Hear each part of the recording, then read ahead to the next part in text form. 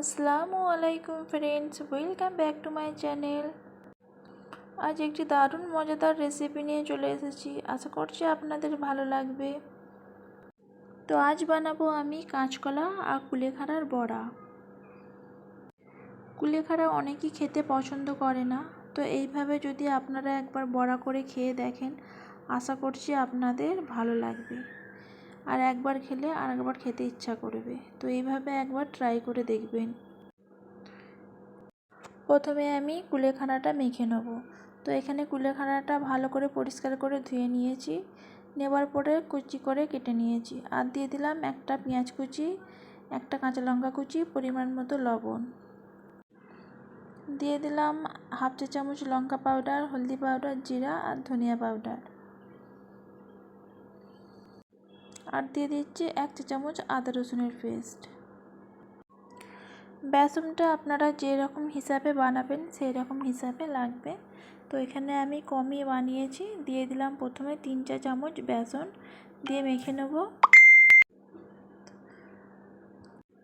অল্প অল্প বেসন দিয়ে মেখে নেব। আরও দিয়ে দিচ্ছি 1 চা চামচ বেসন, আর 1 চা চামচ দিয়ে দিলাম কর্নফ্লাওয়ারটা।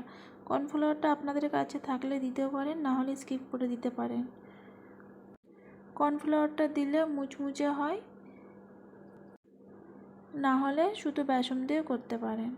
তো এখানে আমার ভালো করে মেখে নিয়েছি। এই তো এইভাবে মেখে নিয়েছি। কুলেখাড়ার বড়ার জন্য রেডি হয়ে গেছে। তো এখানে এবার মেখে নেব কাঁচকলা বড়া তৈরি করার জন্য। তো কাঁচকলাটা সিদ্ধ করে নিয়েছি। দিয়ে দিলাম পেঁয়াজ কুচি, কাঁচা লঙ্কা কুচি, আদা রসুনের পেস্ট, স্বাদ মতো লবণ।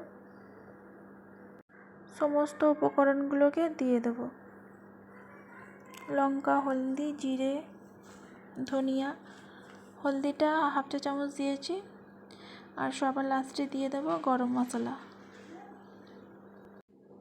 আর দিয়ে দেব সাদা তেল। তো এগুলো প্রথমে ভালো করে মেখে নেব, তারপরে অল্প অল্প বেসন দিয়ে মাখতে থাকব।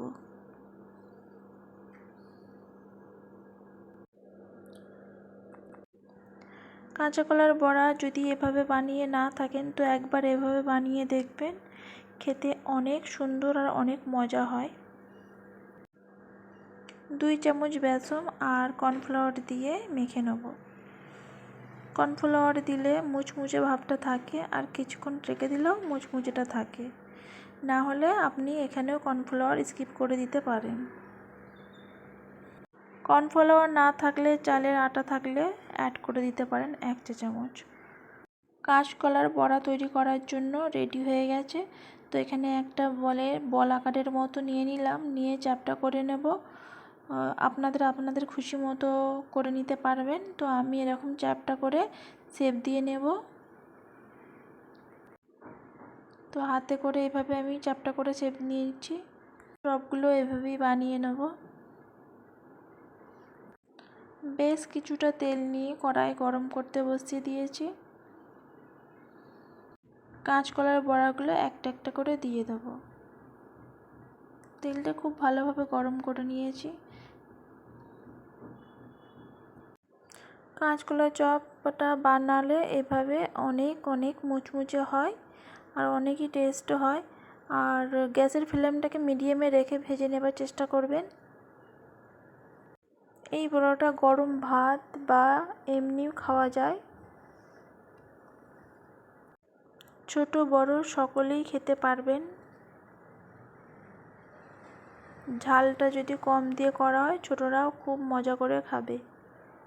তো এক সাইডটা হালকা বাদামি কালার হয়ে এসেছে, তো আর এক সাইডটা উল্টে নিচ্ছি। এইভাবেই আমি কাঁচকলার বড়াগুলোকে ভেজে নেব, দু সাইডটা উল্টে পাল্টে নিয়ে। তো এখানে দেখুন বড়াগুলো বাদামি কালার চলে এসেছে, দেখতেও খুব সুন্দর লাগছে। দু সাইডটাই খুব ভালোভাবে ভাজা হয়ে গেছে। এবারে আমি বড়াগুলোকে তুলে নেব।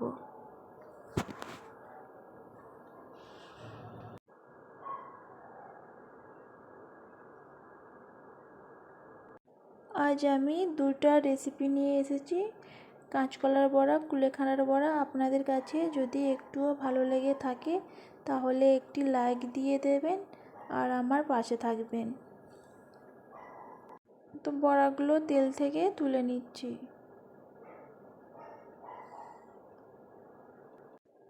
এই কড়াইয়ের মধ্যেতেই আবারও আমি কুলেখাড়ার বড়াগুলোকে ভেজে নেব।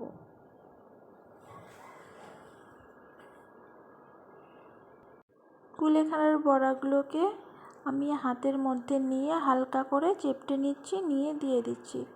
একেবারে সমান না করে দিলেও হবে, তাহলে কি হয় ভেতরটাও খুব ভালোভাবে ভাজা হবে। এইভাবে দিলেই আমার মনে হয় কুলেখাড়ার বড়াগুলো খুব মুচমুচে করে ভাজা হবে আর খেতেও খুব সুন্দর লাগবে। তো এইভাবে আমি বড়াগুলোকে সব দিয়ে দিচ্ছি। কুলেখাড়া অনেকে খেতে পছন্দ করে না, তো আপনারা এইভাবে একবার খেয়ে দেখতে পারেন, আশা করছি ভালো লাগবে। আর একবার যদি খেয়ে দেখেন আপনাদের আর একবার খেতে ইচ্ছা করবে। খুব বেশি তেতো ভাবও লাগে না। তো এক সাইডটা দেখুন বাদামি কালার হয়ে গেছে, তো আমি উল্টে নিয়েছি আর এক সাইডটা বাদামি কালার করে ভেজে নেব। বড়াগুলো দেখতেও খুব সুন্দর লাগছে, দেখেই বুঝতে পারছেন। তো আমার এই ছোট্ট রেসিপিটা আপনাদের কাছে যদিও ভালো লেগে থাকে তাহলে একটি লাইক, সাবস্ক্রাইব, কমেন্ট, শেয়ার করবেন। কুলেখাড়ার বড়াগুলো ভাজা হয়ে গেছে, তেল থেকে উঠিয়ে নিচ্ছি। এটা আপনারা গরম গরম এমনিও খেতে পারেন, ভাতের সাথেও খেতে পারেন। এখানেই ভিডিওটি শেষ করলাম। আল্লাহ হাফিজ।